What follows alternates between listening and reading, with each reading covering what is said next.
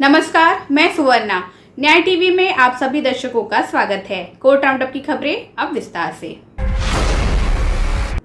Tour पर बीमार हुई छात्रा के इलाज में लापरवाही के कारण शय्याग्रस्त हुई छात्रा के मामले में राष्ट्रीय उपभोक्ता विवाद निवारण आयोग (NCDRC) द्वारा मुआवजा राशि कम किए जाने के खिलाफ अपील की सुनवाई करते हुए सुप्रीम कोर्ट ने राज्य उपभोक्ता विवाद निवारण आयोग द्वारा निर्णीत 88,73,798 रुपए की मुआवजा राशि बहाल की है।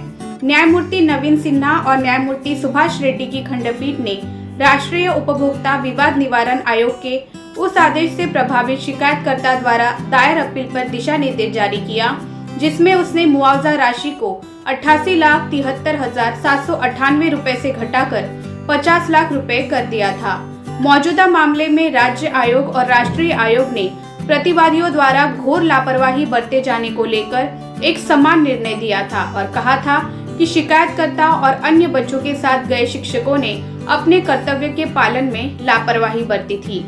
हालांकि राष्ट्रीय आयोग ने राज्य आयोग के फैसले की पुष्टि तो की थी, लेकिन कहा था कि 50 लाख रुपए की मुआवजा राशि पर्याप्त होगी।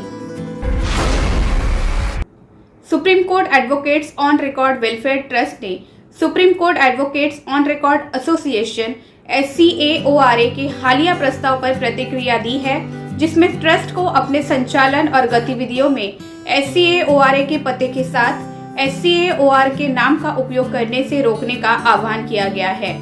ट्रस्ट की ओर से वरिष्ठ अधिवक्ता सिद्धार्थ लुथरा ने कहा है कि ट्रस्ट ने अपने गठन के बाद से वरिष्ठ अधिवक्ताओं और अन्य लोगों से धन जुटाया है और वकीलों, क्लर्कों और उनके परिवारों को हर साल मुफ्त चिकित्सा बीमा दे रहा है।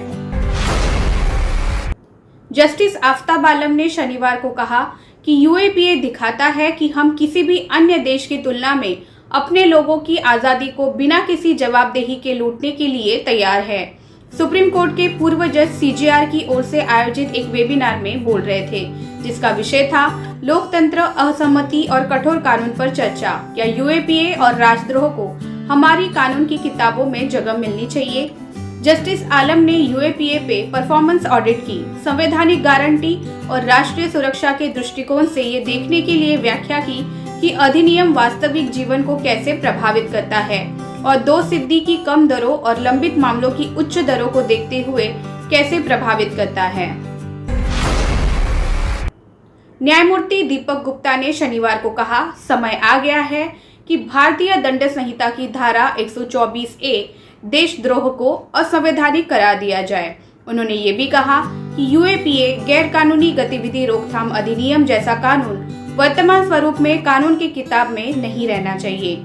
सुप्रीम कोर्ट के पूर्व न्यायाधीश CJAR के एक वेबिनार में बोल रहे थे, जिसका विषय था लोकतंत्र, असहमति और कठोर कानून पर चर्चा। क्या UAPA और राजद्रोह को हमारी कानून की किताबों में जगह मिलनी चाहिए?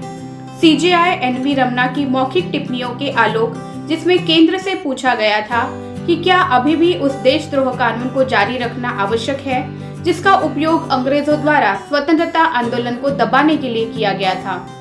न्यायमूर्ति गुप्ता ने आशा व्यक्त की है कि जब प्रावधान की संवैधानिकता को चुनौती देने वाले मामले की सुनवाई अंततः अदालत द्वारा की जाएगी तो इसे रद्द कर दिया जाएगा।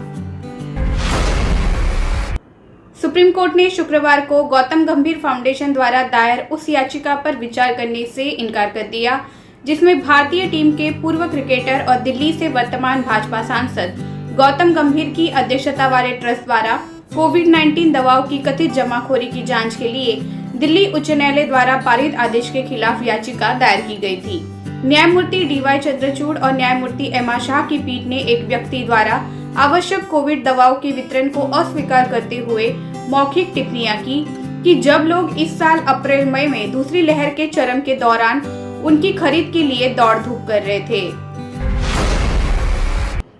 सुप्रीम कोर्ट ने सोमवार को स्पष्ट किया कि कुख्यात जासूसी मामले में इसरो के पूर्व वैज्ञानिक नंबी नारायणन के खिलाफ साजिश के कोण पर सुप्रीम कोर्ट के पूर्व न्यायाधीश DK जैन द्वारा सौंपी गई जांच रिपोर्ट आरोपी पुलिस अधिकारियों के खिलाफ आगे बढ़ने का एकमात्र आधार नहीं हो सकती है।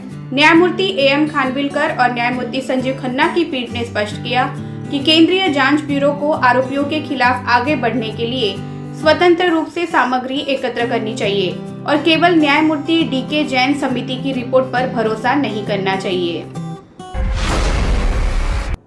फिलहाल बस इतना ही।